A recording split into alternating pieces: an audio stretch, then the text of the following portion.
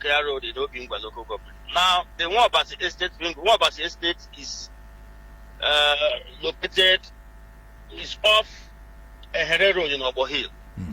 Okay. If you are familiar with Aba, you know the area where you had Olsen Secondary School, Ehere Aba.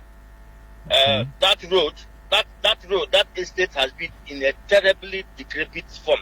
All right. For so long. People who live in that estate have found it extremely difficult to move around.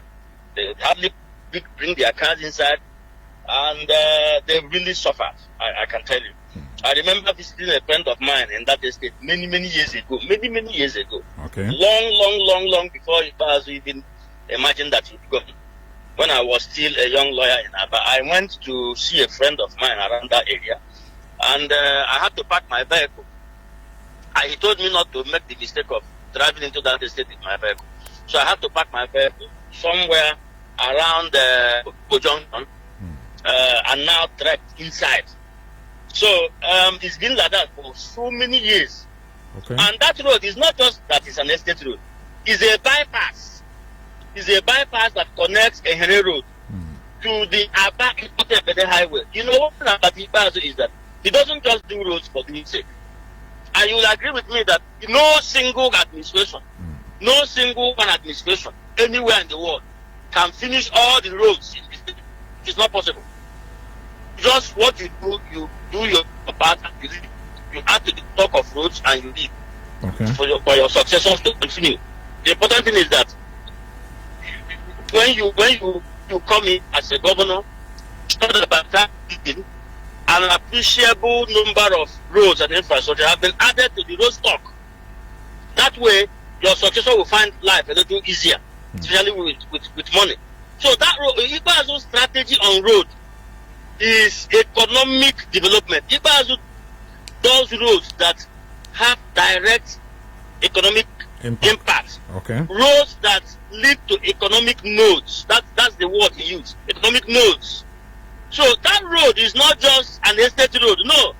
While it will serve the residents of that estate, because they are human beings too, but beyond serving the residents of that estate, that road makes life easier for people who are heading towards, let's say you are coming, I don't know how familiar you are with the Umuahia area.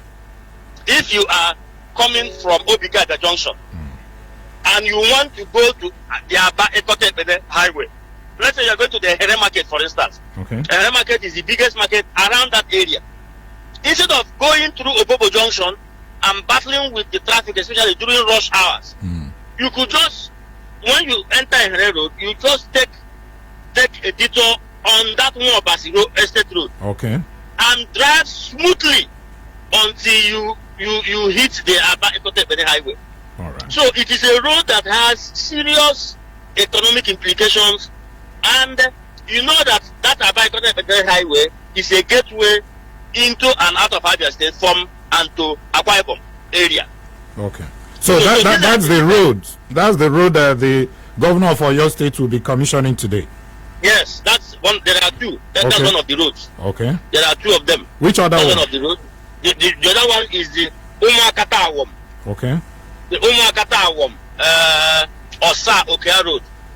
It is off the Ururuka Road and link you directly.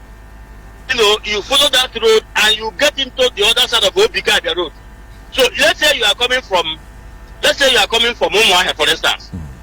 If you are coming from Umuahia, through that old Aba Road, which is the Ururuka Road now, and you want to connect through Obigada Road, you don't need to get to Obigada Junction again. You just do a detour by the right. All right. Follow that road.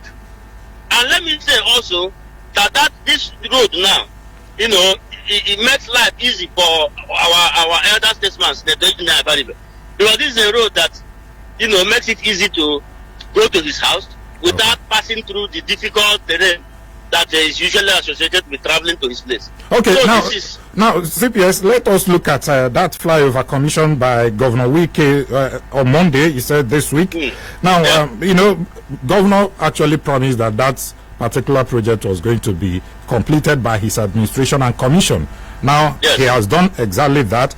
But the governor also made promise that work will soon commence and finished in the new government house.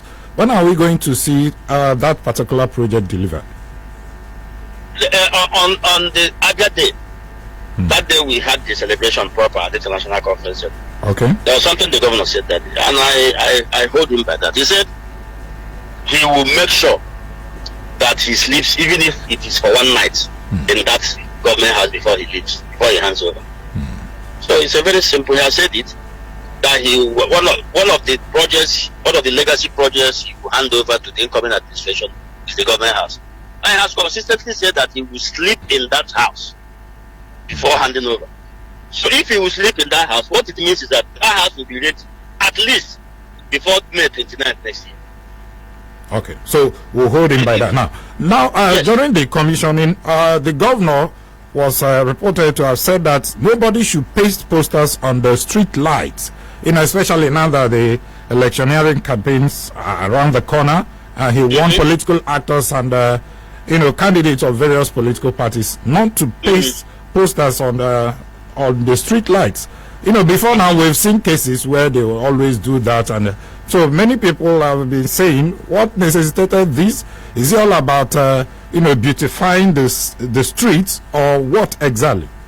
It is part of it, but most especially the slogan of the governor in this election and the previous election have been, you should put your poster on your walk, not when he man street lights. You go and put poster there. Go and put your poster on the work you have done. If the only work you have done is on Facebook, go to Facebook, paste the poster on your phone, paste it there. If you work in a bank, go to that bank and paste your poster. If that bank does not exist anymore, post it on your phone. That is the simple message of the governor. Go and paste your poster. If you have built a family house in your village, go and paste your poster there. Simple. That is the message. Anyway, now let's move on the show. Let's talk about the crisis in your party, the PDP, where we understand that the BOT chairman of the party has actually resigned. And yes. I don't know how true this one is, whether the chairman, but I just saw a statement from the governor of Sokoto State denying that report that he actually resigned his position as the chairman of PDP Governors Forum. Now, all these things are geared towards pacifying the South. You remember that the governor's friend, Governor Wike, has been at the forefront, making sure that things are balanced, especially in the appointments. Take, for instance, he said that Ayu must leave that position for a Southerner to take over. And I believe that should be the position of the governor. Or does he have a different opinion from what Wike is doing? That is 100% Ikpeazu's position. You see, by virtue of my job, I have had the privilege of having a lot of information. When the search for the national chairman of PDP was on, I remember accompanying my boss to several meetings. Okay. Late night meetings. And I know the efforts these governors put in place to ensure that Ayu becomes the chairman. And I felt embarrassed when I heard that Ayu called these governors small boys. Nothing could be more embarrassing than that. Because I remember clearly how these governors, not only did they made sure that he had no opponent. They spoke to every other person who wanted that position, and today Ayu became chairman. Now, a party that wants to win presidential elections in Nigeria,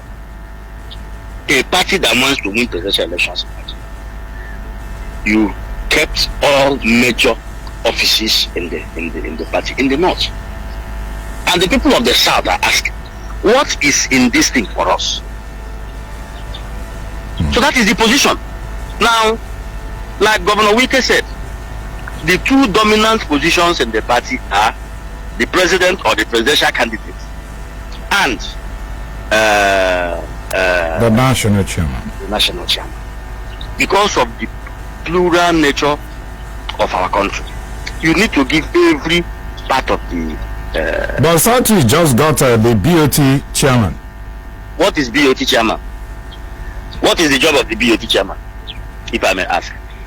Does the BOT chairman exercise executive powers? He's just an advisory body that has just an advisory body, my brother. If you have served the party for some time, you get appointed into the BOT. It's purely advice. They have no executive powers. They cannot take decisions. They simply advise.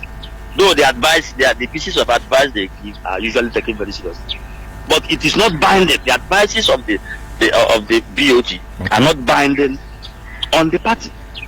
They are not binding on the national chairman. They are not binding on the presidential candidate or the president, as it were. So, ceding the chairman of the BOT to the South does not solve the problem. It does not solve the problem. The solution is to make sure, since the party thought it wise to elect a Northerner as a presidential candidate, no problem about that. We've all accepted our presidential candidate. We are working with him. We are supporting him. But you need to give the people of the South a sense of belonging. You know, the worst part of it is that subterranean moves have been made, concessions have been made on the sharing of party positions. And of all these party positions that have been shared, even before election, none has come to the South. We have had who they want to make Senate president. We have had who they want to make chief of staff to the president. We have had who will be this, who will be that. Not one is coming to the South. And as leaders of the South, people like Governor Wike, Governor Ikpeazu, Governor Sheyi Makinde, Governor of Enugu State, are asking, what is in this thing? For what exactly is in this thing for us? That's just the thing. We are asking for justice. None of these leaders want to leave the party. So, in a situation where your party does not budge to this agitation by the South, where will the position of Governor Ikpeazu be ahead of 2023? I cannot speculate for my boss. I cannot speculate for my boss. Governor Ikpeazu is a party man. He's a PDP man by heart. I don't want to speculate. I believe at some point they will all sit down and sort things out. Okay. But I can assure you that Governor Ikpeazu has no plans of leaving the People's Democratic Party. He is a senatorial candidate of the party. That's it. And he doesn't have intention of supporting any other presidential candidate aside that of PDP. Governor Ikpeazu is a PDP member. He's the deputy chairman of the PDP Governors Forum, and he stands by the party. All right. I think I should let you go now. It's a very busy day, like you said, for you today. So you have so many activities to catch up with. Thank you so much, Barrister San Onyebuchi Ememanka, the Chief Press Secretary to the Governor, for speaking with us today on the program. Thank you very much. Thank you. All right.